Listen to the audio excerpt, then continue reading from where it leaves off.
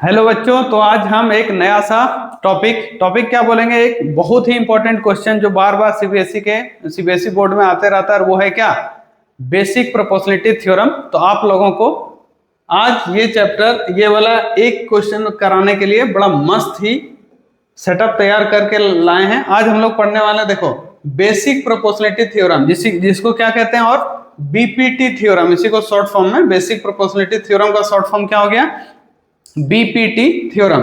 और इसी का दूसरा नाम क्या है, थेल्स थ्योरम। तो देखो इसको कैसे पूछता है एग्जाम में, बहुत बार, लगभग अभी तुम प्री बोर्ड वगैरह का एग्जाम दोगे, सब में हाफ ईयरली का एग्जाम दिया होगा तो उसमें भी देखो आया होगा। तो बेसिक प्रोपोर्शनलिटी थ्योरम के बारे में इसको अलग अलग तरीका से मतलब पूछा जाता है। पहला तरीका क्या होता है, इसमें पूछेगा स्टेट एंड प्रूफ, ठीक है, state and proof basic proportionality theorem, ऐसे पूछता है।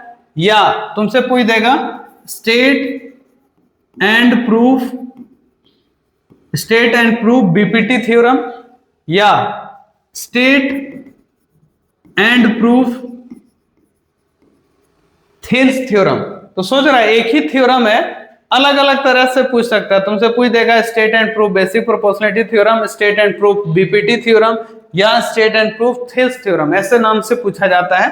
तो जैसे या एक और तरीका से पूछा जाता है, इसका जो स्टेटमेंट है ना, देखो यहाँ ये स्टेटमेंट जो है, देखो थेल्स थ्योरम क्या होता है पहले ये समझाते हैं, समझना। बोला जाता है क्या कि थेल्स थ्योरम बोला गया है कि कोई भी एक ट्रायंगल हो ना, जैसे यहाँ देखो ट्रायंगल लिए हैं एबीसी, और एबीसी में कोई एक लाइन ड्रॉ किया गया है जो पैरेलल है किसी एक साइड का, देख रहा है, ये वाला लाइन जो है ना उसका पैरेलल है। तो ये जो हमेशा डिवाइड करता है ना दूसरे वाले साइड का, जैसे ये वाला साइड को जो डिवाइड करता है वो इक्वल रेशियो में डिवाइड करता है, मतलब AD by DB is equal to AE by EC होता है। ये प्रूफ करना है, ठीक है। तो थेल्स थ्योरम क्या कहता है, if a line is drawn parallel to one side of a triangle, देखो एक साइड जो है, मान लो ये साइड हुआ तो इसके पैरेलल एक लाइन ड्रॉ हुआ है। If a line is drawn parallel to one side of a triangle to intersect the other two side, ये दोनों अदर जो दो साइड है ना उसको इंटरसेक्ट कर रहा है एट डिस्टिंक्ट पॉइंट, मतलब अलग अलग पॉइंट पे अगर ये इंटरसेक्ट कर रहा है, इट डिवाइड दो side in the same ratio, तो ये इक्वल रेशियो में डिवाइड होता है। देखो ये चीज तुमको प्रूफ करना। अब यही चीज को क्वेश्चन भी बना के कभी कभी दे देगा, ऐसे लिख देगा ऊपर में, देखो ये यहाँ बोलेगा प्रूफ दैट, देखो प्रूफ दैट, यही क्वेश्चन दे दिया, मान लो ये क्वेश्चन बन गया। अभी ये स्टेटमेंट था अभी फिलहाल, लेकिन ऐसे भी क्वेश्चन बना सकता है। बोलेगा proof that if a line is drawn parallel to one side of a triangle to intersect the other two side at distinct point, it divide दो side in the same ratio. अगर तुमको ये लिखा हुआ आया बच्चा, तो तुमको यहां से लिखना शुरू करना है, ठीक है। इसको लिखने का जरूरत नहीं, क्योंकि ये तुम्हारे बुक में, मतलब तुम्हारे क्वेश्चन में ही लिखा रहेगा। लेकिन अगर तुमको इस तरह से लिखा हुआ या नाम से state and proof BPT theorem, या state and proof basic proportionality theorem, या state and proof Thales theorem, ये सब नाम से आया, तो तुमको उसमें स्टेटमेंट भी लिखना होगा। ये स्टेटमेंट क्या लिखेगा if a line is drawn, एक लाइन को अगर ड्रॉ करते हैं parallel to one side of a triangle, एक साइड के पैरेलल, ठीक है, जो इंटरसेक्ट करता है to intersect the other two side, जो अदर टू साइड को इंटरसेक्ट करता है एट डिस्टिंक्ट पॉइंट, अलग अलग पॉइंट पे, तो इट डिवाइड्स दो साइड, तो ये दोनों साइड को ये डिवाइड करता है सेम रेशियो में। देखो गिवन भी लिख दिए हैं कि ट्रायंगल ABC, गिवन में क्या है कि एक ट्रायंगल है ABC, अपने से बना लेना ABC, जिसमें DE जो लाइन है वो पैरेलल है किसका, BC का। यहां तक हो गया। अब जहां पे D और E क्या है लिख दिया हुआ है, D and E are point on side AB and AC respectively. तुमको क्या प्रूफ करना है, प्रूफ करना है AD by DB is equal to AE by EC, यही प्रूफ करना है। क्लियर है। तो इस तरह से तुमको प्रूफ करना है, यहां लिख दिए हैं, ठीक है, इतना आ गया। तो तुमको AD बाई DB, देखो AD by DB is equal to AE by EC, यही प्रूफ करना है, सिंपल, ठीक है। तो तुम क्या करेगा, देखो इसमें थोड़ा सा एक डायग्राम करना पड़ता है। डायग्राम कैसा, जैसे यहां से एक परपेंडिकुलर लाइन इसमें ड्रॉ कर दो, देखो 90 डिग्री, यहां से एक परपेंडिकुलर लाइन इसमें ड्रॉ कर दो, और इसको इससे ज्वाइन कर दो, और इसको इससे, इतना काम थोड़ा करना पड़ेगा। तो इसके लिए देखो पहले तो टू प्रूफ मान लो लिख दिए, पहले गिवन लिखे, फिर टू प्रूफ लिखे, फिर प्रूफ में पहले तुमको कंस्ट्रक्शन मेंशन कर देना है, क्या क्या तुम कंस्ट्रक्शन किया है, तो ड्रॉ ई एन, देखो यहाँ है ई एन जो परपेंडिकुलर है ए बी पे, एंड डी एम देखो यहां से यहाँ वो परपेंडिकुलर है ए सी पे, और फिर ज्वाइन किए हैं बीई को और सी डी को, इसको ज्वाइन कर दिए। इतना कर लिया अगर, तो पहले तुम इतना काम कर लिया तो तुमको ऐसे ही 2 नंबर मिल जाएगा ढंग से, अगर अच्छा से बना के इतना कर दिया तो, समझ रहा है। अब देखो इसका अगला पार्ट क्या करना है, यहां तक करने के बाद वो तो एक पार्ट हो गया, अब प्रूफ करना है। तो प्रूफ करने के लिए ना कोई एक साइड को पहले बेस बनाना, जैसे देखो ये वाला साइड है, इसको इससे लगा हुआ तुमको 2 ट्रायंगल दिख रहा है, एक ट्रायंगल यहाँ जो एक कलर में है, और एक तो देखो इसी से सटा हुआ ये वाला ट्रायंगल जो इस कलर में है, तो एक इसका और एक इसका, दोनों एरिया मतलब इस वाले साइड से सटा हुआ दोनों ट्रायंगल, ठीक है। तो consider triangle ADE and triangle DBE, दोनों का एरिया निकालना। पता है एरिया का फॉर्मूला क्या होता है, area of triangle 1/2 base into height, इसका फॉर्मूला जानता है ना, एरिया ऑफ ट्रायंगल होता है 1/2 बेस इंटू हाइट, ये होता है फॉर्मूला। तो अगर यहां तुम कंसीडर किया है ADE, तो यहां लिखेगा area of triangle ADE, area of triangle ADE। इसके लिए देखो बेस कहलाएगा ये वाला AD और हाइट कहलाएगा EN, तो हो जाएगा 1/2 इंटू AD इंटू EN, देखो ये हो गया। और इससे रिलेटेड देखो नीचे वाला जो ट्रायंगल है उसके लिए यहां लिखना and area of triangle DEB, DEB जिसका यहां पर जिक्र किया दोनों ट्रायंगल जो लिए, तो ये 1/2 हो जाएगा। इसका देखो बेस हो जाएगा ये पूरा, ये BD, लेकिन देखो इसका हाइट जो होगा ना, ये वर्टेक्स है, यहाँ से जो परपेंडिकुलर हाइट होता है ना उसी को हाइट बोला जाता है, तो ये नहीं ले लेना, इसको लेना है ना। इसका भी हाइट क्या होगा, तो EN होगा, EN। ये दोनों को डिवाइड में लिख देना, देखो तो देयरफॉर यहां हो जाएगा area of triangle ADE by area of triangle BDE, ये दोनों को रेशियो में लिखेगा, देखो कितना आएगा 1/2 AD इंटू EN बाई यहां भी 1/2 BD इंटू EN, ये हाफ और ये हाफ कट जाएगा, EN और EN कट जाएगा, यहां हो जाएगा AD बाई BD। तो देख रहा है इसका रेशियो इतना है, इसको इक्वेशन 1 मान लेना, ये भी काम आने वाला आगे चल। इतना करके एक पार्ट तुम कंप्लीट कर लिया, समझ रहा है। अब ना देखो ये साइड से 2 ट्रायंगल लेना था, एक ट्रायंगल ये और ये ट्रायंगल लिया, दोनों का एरिया निकाल दिया, दोनों को डिवाइड कर दिया और जो बचा ये लिख दिया। इसके बाद ना इस वाले साइड को लेना AC को, और AC को जैसे मान लो लिया ना, तो ये देखो AC है, AC को लिया ना, तो यहाँ देखो एक ट्रायंगल यहाँ पे बन रहा है और एक ट्रायंगल यहाँ नीचे बन रहा है, ऐसे ही। तो फिर से वही करना है, consider triangle ADE and triangle CED, देखो CED, तो दोनों का एरिया निकालना, ऐसे लिखना एरिया ऑफ ट्रायंगल ADE कितना हो जाएगा एरिया, तो देखो 1/2, इस बार बेस किसको लेना है, इसको AE को, तो यहाँ AE हो जाएगा, हाइट हो जाएगा DM, फिर उसी के नीचे ये वाला ट्रायंगल, मतलब एरिया ऑफ ट्रायंगल CED इसको, तो इसके लिए 1/2 हो गया, बेस हो गया EC और हाइट हो गया, देखो यहाँ ई ट्रायंगल का देखो यहाँ है, यहाँ से हाइट जो होता है ना परपेंडिकुलर हाइट होता है, तो यही DM ही होगा, कुछ गड़बड़ नहीं लिख देना, ठीक है। DM यहाँ भी हाइट होता है, यहाँ भी सेम हाइट, फिर इसको रेशियो में लिख दो, यहाँ लिखेगा area of triangle ADE by area of triangle CED बराबर, यहां हो गया देखो हाफ AE इंटू DM, और यहां भी हो जाएगा हाफ AC इंटू DM, तो ये हाफ हाफ कैंसिल हो जाएगा, देखो ये DM कैंसिल हो गया, और ये हाफ भी कैंसिल हो गया, तो क्या बचा, देखो बचा AE बाई AC। देखो हम लोग को जो प्रूफ भी करना था ना, वो ये वाला, इसको इक्वेशन मान लेना 2। अभी देखो ये वाला जो पहले वाला इक्वेशन हम लोग माने थे ये 1, इसमें था AD बाई DB, और इधर AE बाई EC ना, ये दूसरा वाला माना, यही तो हम लोग को प्रूफ भी करना था।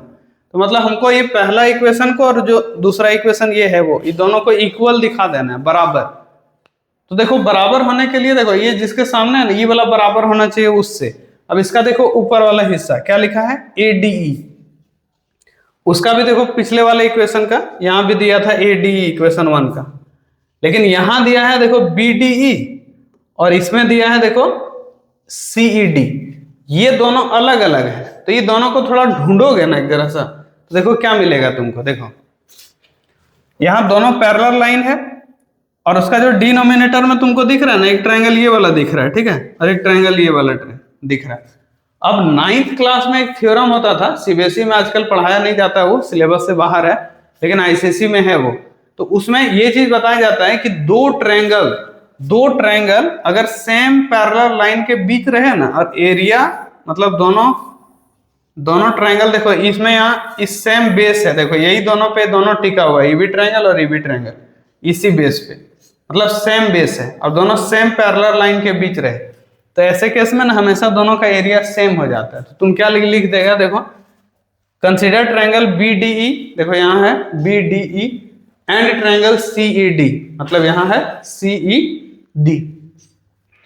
CED ये वाला। तो E और E दोनों ट्रायंगल में क्या है, बोलता both triangle share common base DE, दोनों का जो बेस है DE वो सेम है, ठीक है, and are between same set of parallel line, दोनों सेम पैरेलल लाइन के बीच है जिसका नाम है D और BC। इसका मतलब क्या हो गया, तो area of triangle BDE is equal to, ये मतलब इसका एरिया और इसका एरिया क्या होता है, सेम। इसको इक्वेशन मान लेना 3, ठीक है।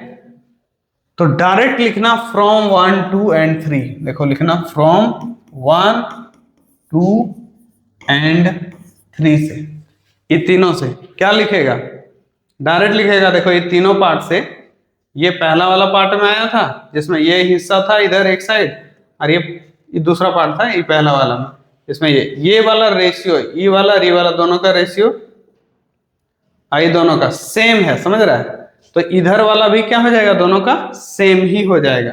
तो तुम डायरेक्ट लिख सकता है from 1, 2 and 3 AD by DB is equal to हो जाएगा AE बाई EC।